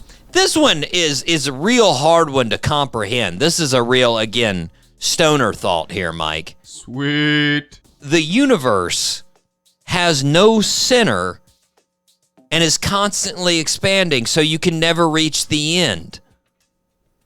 Yeah. What? That's just how, what? First of all, how's there not a middle? Well, there's not a middle because there's no defined edges, because the edges never end. But how is that a thing? It really feels like it's like a Truman Show type deal that's being pulled on all of us humans. And we're sitting there no, it goes on forever, you guys. It never stops. And God's sitting behind a big zippered, back door. It's like, what a bunch of morons. They think it goes forever. Anyways. And it's speeding up. Yeah, it's going faster and faster away from itself. It's just wild. My God, we don't know so much. It's bananas. We'll have more info. Eventually. Listen to the Doc G Show in 200 years, guys. We'll have our stuff together. Mike, number one for me. Number one. Wait, did we switch? No, we're on number 2. Oh, I already did number 2. You're number 2. My number 2. Yeah, you're number 2. What's your number 2? No, you already did your number 2. No, I didn't. No, that's right. You did your. God, I'm so stupid. Okay, yes, go. Number 2. What's your number 2? So, I feel like these were my honorable mentions last week. But anyways, when the Milky Way and Andromeda collide, it's so big that most stars will pass by each other and not have any gravitational effect on the stars, because there's so much space in between. Right. Yeah. So when the galaxies collide, it's just gonna sort of fit perfectly between them. Yeah. But I bet you there'll be at least one. There might be a couple. There'll be one showdown where all of a sudden 2 stars just hit each other. Yeah. It is most stars will pass by each other due to the distance between them. Yeah, they didn't say all. There will be a couple. Exactly. Yeah. Exactly. I can't wait for that to happen in 15 billion years. It's going to be neat. That's right. Mike, my number 1, this sort of goes back to number 3. So we already made the obvious, we pointed it out, the universe is massive. And most things we don't know what it is. But the 5% we do know is still insane.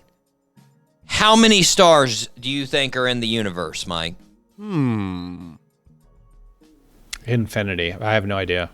They're approximately, this is an approximate, 100 billion trillion stars. A billion trillions. A billion trillions. 100 of them. 100 billion trillion. That sounds made up. And that's an actual estimation. 100 billion trillion stars. Which, just for a little perspective, thanks to National Geographic Kids, Mike, they gave me this fact. Yes! That's more stars than grains of sand on every single beach in the world. Love it. What? That's a lot of sand. That is so many stars, man. Yeah, it's a lot of stars. And they estimate there are even more planets than that many stars. So you've got more than 100 billion trillion planets. Yeah, there's 1,400. 100 just billion trillion. blowing my mind, Mike. Yeah. It's crazy. I Nuts. can't even comprehend that. Here I am just sitting in my little room here. It's nuts. It's just so much. Anyways, Mike, you're Do number you think one. there's another Doc G show out there in the There universe? Maybe is. not. There's It's a the G Doc show. There is a parallel universe of the G Doc show. Okay? Or the what would that be? Yeah, the G Cod show. We switched around even more. And it's a codfish that's the host. Yeah. It's a cod setting there. Yeah. I don't know what you would turn into, Mike. That'd be another codfish, probably. You'd be a Kim. Mm-hmm. You'd be a lady named Kim. Yeah. And I'd be a cod. And that's who. Listeners, if you're not following me, it's very high class. I reversed our names. That's what I did there. Anyways, Mike, you're number one. My number one, magnetars are basically neutron stars Okay. that are the core of a dead. Obviously, I'm reading this. Yes. The core of a dead star. Right. That's a neutron star. Yeah, neutron. Yeah. They have these magnetars have the strongest magnetic fields that we know of in the universe. Oh, okay. They're so strong that if you got within 1,000 kilometers of one, you would die. But you would die because the magnetic field itself would kill you by stripping like the literal electrons Out of your body. out of your body. That seems painful. Well, actually, I guess it's probably not. You probably wouldn't wouldn't know, experience anything. But, I mean, Mike, all of those things with the stars, they're so bananas. It's wild. Like the density. I read one. I forget the density of a black or not a black hole, but a condensing star on itself. Yeah. It's the same. The density is the same as if you took Mount Everest and put it on the top of a ballpoint pen. Yeah, it doesn't make any sense. Like we What? can't even imagine it. Yeah, That's it's so, way too much density there. I can't fathom it. Again, it's too much. It's too much, Mike. Too much. But Mike, I have enjoyed our crazy trip down Space Lane. Yeah, me too. Mike, let's get a new topic though. What are we going with next week? Let's do top 3. Now, 3 weeks ago we did animal defense. Yeah, right? I remember that. Yeah. Let's do plant defense. Top 3 plant defense. Okay. All right. Yeah. I like plants. I don't know if they have super exciting defenses. I mean, some of them do. Yeah, they do. They got some pretty wild ones. But they're not super fast, you know? It's slow motion on their defenses Yeah, usually. You know? But they can definitely kill you. That's for sure. Okay. Mike, we need to move on. We've got 2 birthday suits left, and here's the good news. I think you can go 3 for 3 today. Let's go. This one, I'm like 99.9% sure you'll get this It's Michael Jordan. Let's go. Close. Close. Okay.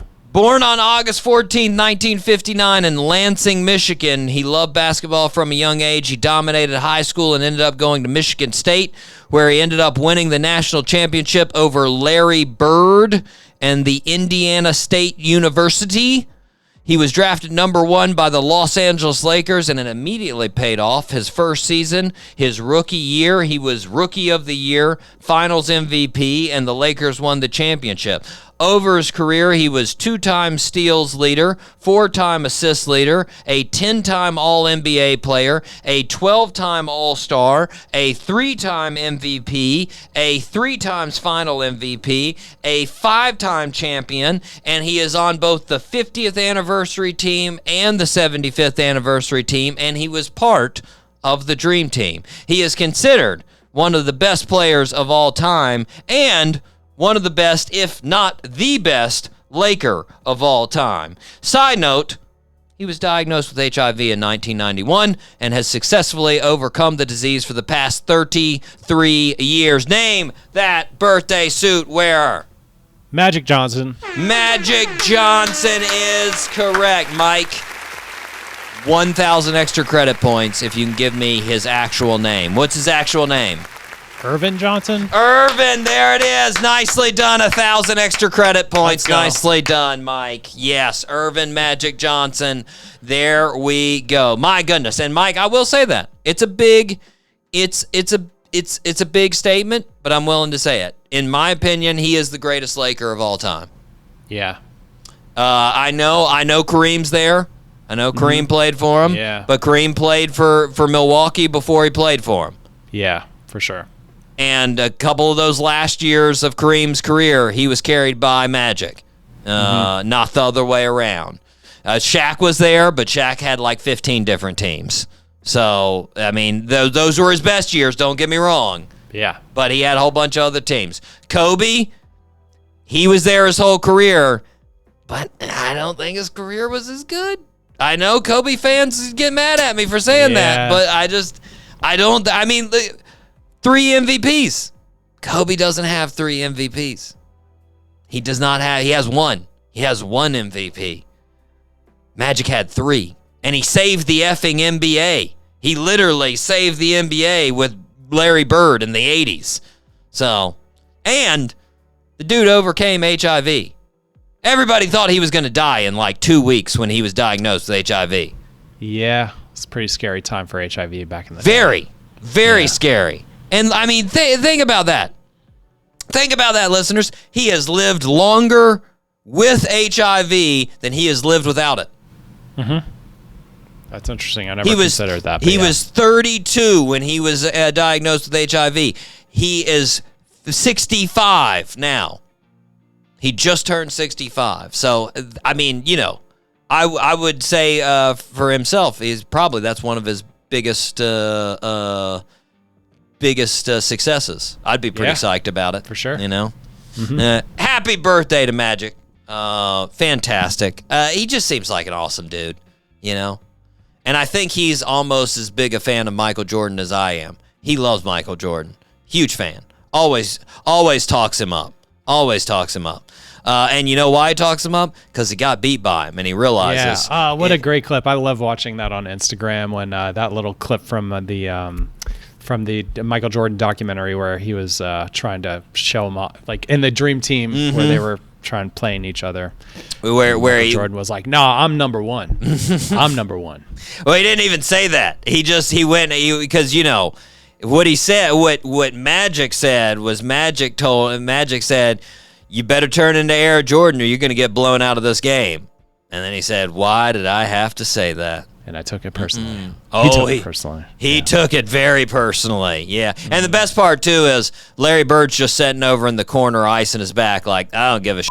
I'm done. This hurts. I'm old. Yeah. Anyways, Mike, last one. Here we go. You got this one, too, I'm pretty sure. This one I give 98%, but it's in your wheelhouse. This is in the old comedy game. Here we go. All right, let's go. Born on August 14th, 1945 in Waco, Texas. Our birthday suit wearer moved to Inglewood when he was a child. In high school, our birthday suit wearer loved drama, acting, and English poetry. He got his first job in comedy on the Smothers Brothers Comedy Hour as a writer. At the same time, he started doing stand-up. By the mid-'70s, he was doing stand-up on Johnny Carson. He first hosted SNL in 1976, and since then, he has become the second most frequent host, hosting 16 times. The only person that has hosted more than him is Alec Baldwin with 17 times. In the 1970s, he released comedy albums like Let's Get Small and A Wild and Crazy Guy. He started appearing in more and more movies in the 80s like the famous Three Amigos, then Planes, Trains, and Automobiles. Then in the 90s, he had some big hits with Father of the Bride and Father of the Bride Part 2. In the 2000s, he played in Cheaper by the Dozens. More recently, he starred in the show Only Murders in the Building with Martin Short and Selena Gomez. I'm pretty positive you've read his book, I think. Name that birthday suit wearer. Steve Martin. Steve Martin is correct. Yes. Yes. Legendary. Very legendary. Man. Talk about a guy that is impervious to the feelings of the crowd. He is impervious. He studied philosophy, Mike. I don't know if he talked about this in his book. No, he didn't. But he studied philosophy when he first went to college. And he postulated, he theorized, hey, everybody has the feeling when you're telling a joke that the punchline is coming soon. Punchline is coming soon, and they're waiting for that release to laugh. What if I continue to build this, but never actually give them the opportunity to laugh? I always build it up to the punchline and then drop it off again and don't actually release the punchline. And so he used to play around with that all the time in his jokes, where he knew he had the crowd ready to laugh, but then he would just move on to something else. And he said he theorized that they would find a place to laugh to release it themselves because they had been building it up, sort of like a sneeze that you held in. I didn't know that. And he's right. He's right, because they would find just the weirdest things that he did funny in his shows because he changed where that punchline was. Yeah. And he had no worry about making them laugh because he knew he would. He was just the king of that. I knew it, but I've never heard it explained that way. But yeah. Yeah. Yeah, it's super interesting. He is, obviously, he's on a lot of, I think even though, like, he came up in stand-up, he is a hero for so many sketch comedians, because his comedy was so physical and involved different little bits and skits on stage. Mm-hmm. So, like, you hear all these people like the, Lonely Island, the guys, and like all the guys on Saturday Night Live, they looked up to Steve Martin. That's who they were all about. But he's not always on people's like stand-up. He's up there. Don't get me wrong. A lot of people will have him up at their top, but he's not. I don't think he's as lauded as like Richard Pryor and George Carlin. Because there was like a little bit of music. Yeah, he did. That's what makes it. It's like I said, he did music, he did voices more, he was all over the board. He did whatever he wanted, Mm-hmm. So it was unique in that way. But regardless, just a comedian legend. And for sure. Interestingly, we've had two connections with him on the show. One would be the Steep Canyon Rangers. Who's Steep Canyon Rangers, the bluegrass band, has toured with him for the last, 6 years. The other, which I didn't realize until I was actually looking this up, and now I feel stupid because I wish I would have asked him when he was on the show, was that when he did his famous song that was really popular, King Tut, if you remember that song. Oh, yeah. The backing band was the Nitty Gritty Dirt Band that we had on this show. Wow. And I really wish I would have asked them about performing with Steve Martin and doing that video. I thought you were going to say Lewis Black the whole time. I was like, oh, Lewis Black opened up for him or something. No. Like that. Yeah, no. Oh, wow. It was the Nitty Gritty Dirt Band was the band in King Tut, that song that I want to say was, I think it was top 10. I don't know if it went to number 1, but it was actually like a top 10 song. But that'll be a previously on the Doc G show. Don't quote me on that top 10, Wouldn't guys. I'm going to look it up. He was at the top of everything. That was when he was killing. That was when he was killing it, man. Yeah. And he always had that good-looking white hair, man. Yeah. He went white so soon, Mm-hmm. But it's a good look. It's a real good look, It's that Anderson Cooper style. Yeah, exactly. And then when you go white that early, you never look like you get old. Right? No. Basically, he looks he looked pretty much the same from 1980 until now. Yeah, pretty much. Pretty solid. Mm-hmm. Anyways, happy birthday to Steve Martin. Happy Mike, we got to wrap it up. We have some fantastic shows coming. My goodness, the shows. We have got 311. We have got Skylar Accord. We have Gavin Rossdale of Bush. We have Carbon Leaf on the show. The next month is, hold on to your pants, guys, because these shows are going to blow them off. And if the shows don't blow them off, you're going to crap them. So either way, you need to be ready, okay? You need to be ready. Regardless, we need to wrap it up. I've been your host, Doc G. With me, as always, the one, the only, Mikey, Maximus, the Vernicus, Charette. Always a pleasure, Doc G. Thank you so much for having me. Of course. And until next week, zip it up and zip it out. Zippity-doo-dah.